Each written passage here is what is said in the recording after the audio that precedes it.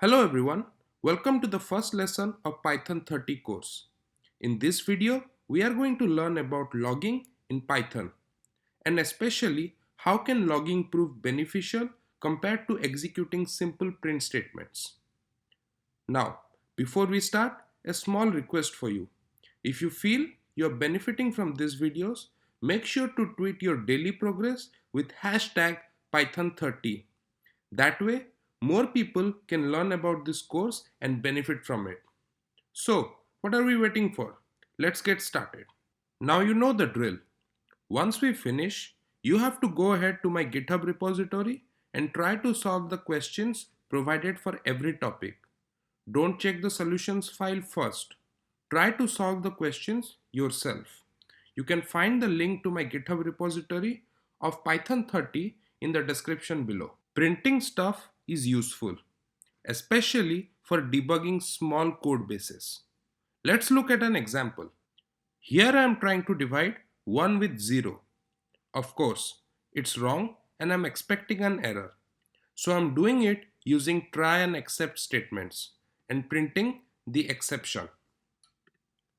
Here it is division by 0 error.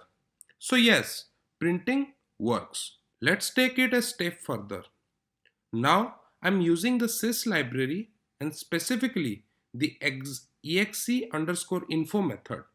This method provides information about the exception getting handled. Basically, as you can see, it returns a tuple consisting of type, value, and traceback object. Simply put, printing works in a lot of scenarios. However, printing lacks a lot of information that could be very useful. For example, the time at which the error occurred, or the line number where the error occurs, etc. Also, by default, it prints everything to std out. Now, this is a bad practice while running a code on production. In order to achieve a better understanding of your code flow, discover abnormalities that are hard to figure out while developing, and finally, diagnosing those problems, it is critical to use logging. By default, you will find that there are 5 standard levels that indicate the severity of events.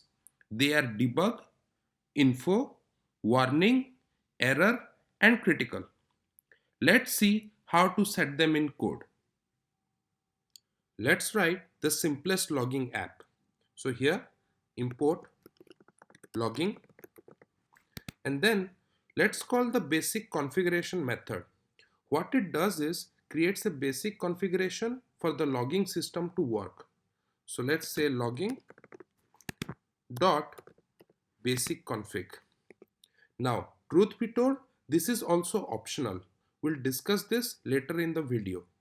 I told you about the 5 types of events, right? Let's build each one of them. So here, let's say logging dot debug, and we can write messages. This is a debug message. Logging dot info. This is an info message. Then logging dot warning. This is a warning. Then logging dot error. This is an error. And finally, logging dot critical. This is highly critical. Let's go ahead and print this. Notice how debug and info messages were not logged. This is because only messages with severity of warning or above is logged according to the default configuration. Of course, we can override it. Let's go ahead and override the default severity of logging. In order to do that, we have to pass a parameter called level in our basic configuration method. So here I can say level equal to logging dot, let's say debug. So now when I run this, you will see all the severity levels have been logged now. So once you set the default severity to debug, then all the loggings that have a severity which is greater than equal to debug will be logged. So this is how you can change the default configuration of a basic configuration method. Now, logging to the console is not that useful. We need to learn how to log to a file. For this purpose, we set the file name argument in logging.basic_config. Subsequently, all the logging messages will directly go to the test.log. If you want to send the logs to a different file in a different directory, give the full file path here in the file name argument. Now, let's do one more experiment.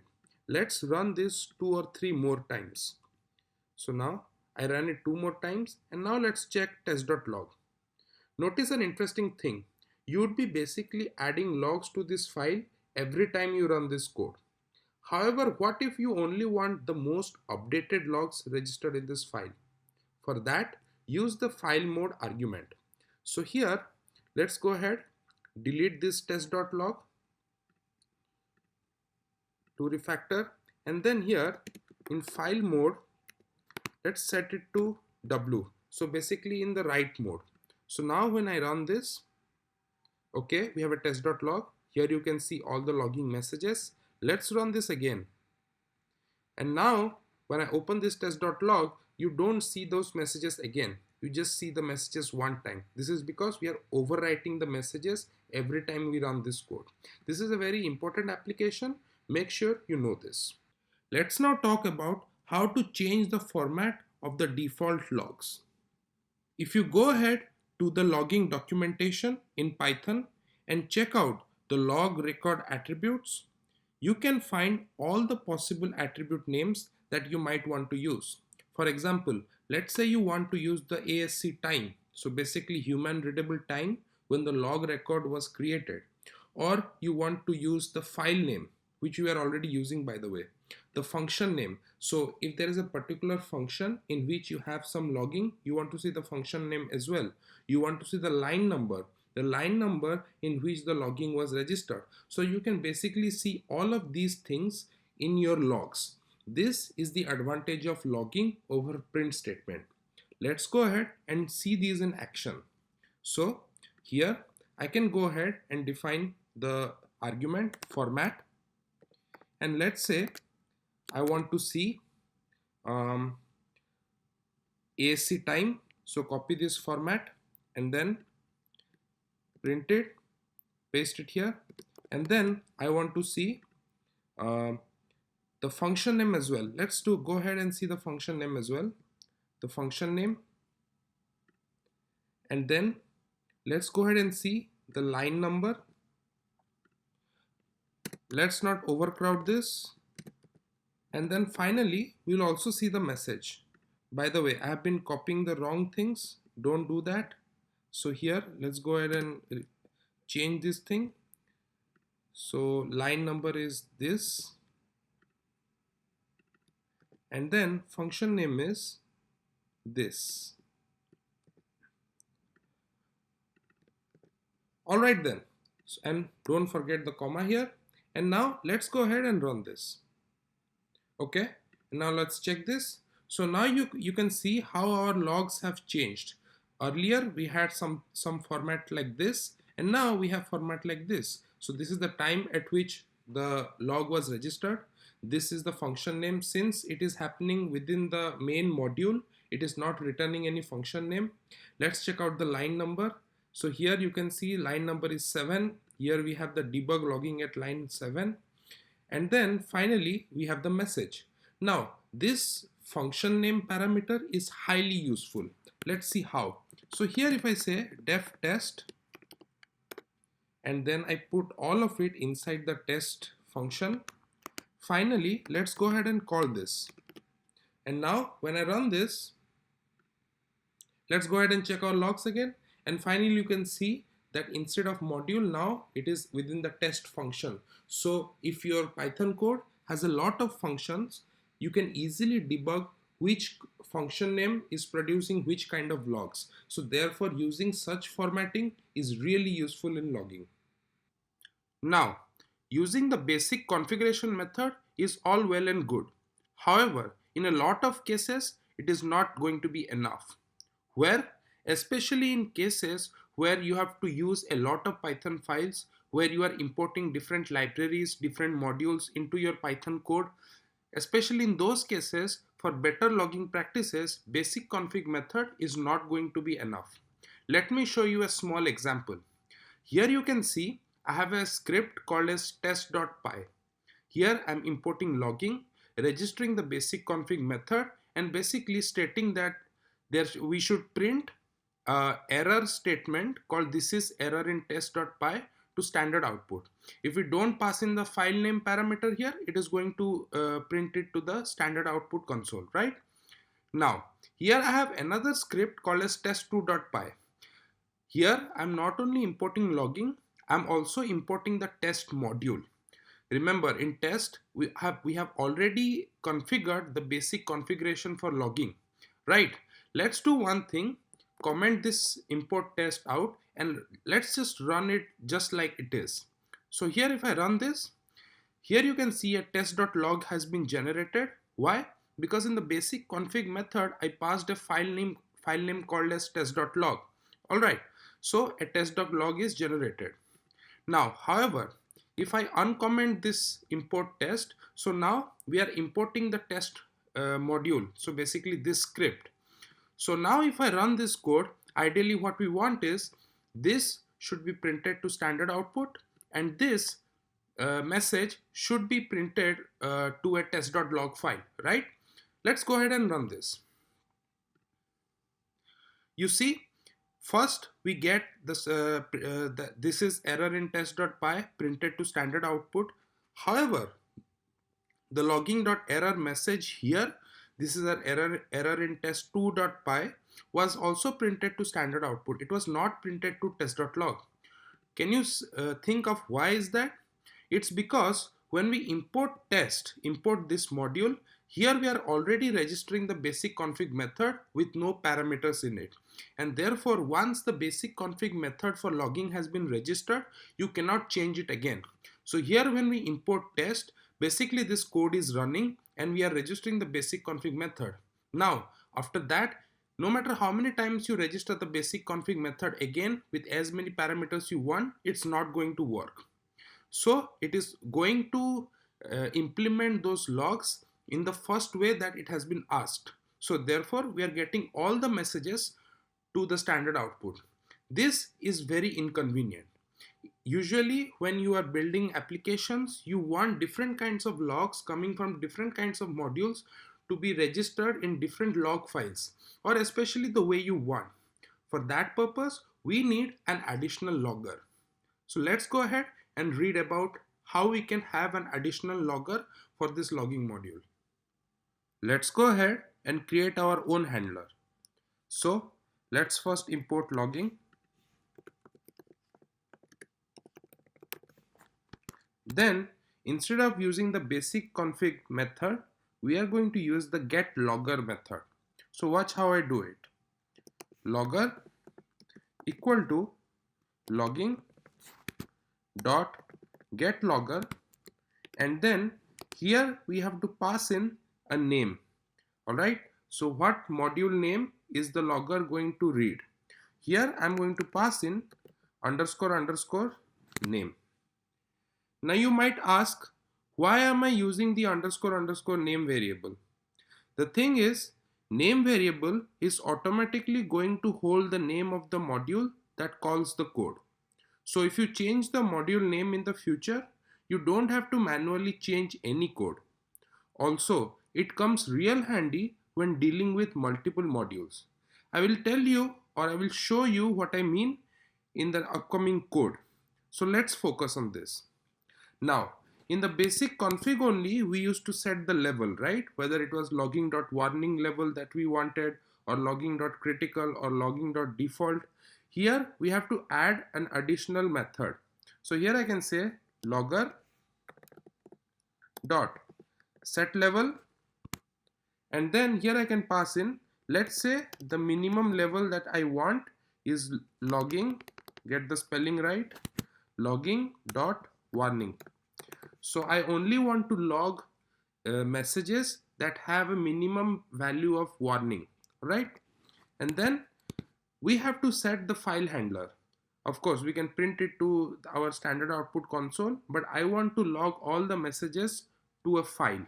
So here I can say file handler equal to logging dot file handler. I think file is capital. Yes, file handler. And let's say I want to log it to test2.log. So this is our test2.py. I'm logging every message to test2.log. And then remember we used to give a format in our basic config method. How do we want to log our messages? So the time at which the message was registered, the level name, messages, all those kind of stuff. Here also we have to define the format. So let's go ahead and define the format. So here I can say format equal to, within the string I can say percentage. Again, just refer to the documentation for these how to say this, these names. So exactly what should you be using. I'm just gonna write this because I remember them. And then I want the time at which the message was logged, the level name, and then I want the name of the file or the name of the module that is logging these messages. So I think this, and then I also want the message finally, you know, message, and then that's it. And now we have to register this format as a formatter. So I can say formatter equal to logging dot formatter, and then inside it I'll pass in the format variable where we basically have the basic format in which we want to log messages. All right, and now let's set the file handler. So file handler dot set formatter, and then I can pass in the formatter variable. So yes, there are certain additional steps that you have to do while implementing your own logger, but believe me, it's totally worth it. So let's go ahead and add our file handler to our logger. So here I can say logger dot add handler, and then I will pass in the file handler variable here.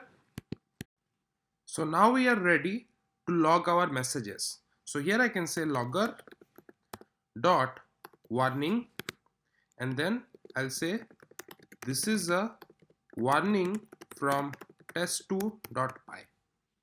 Now if I run this, okay, so here you can see we have a test2.log, and here it has been registered. So at time, this is the time, this is the level of the message that has been logged, warning from the main module, and the message is this is a warning from test2.py.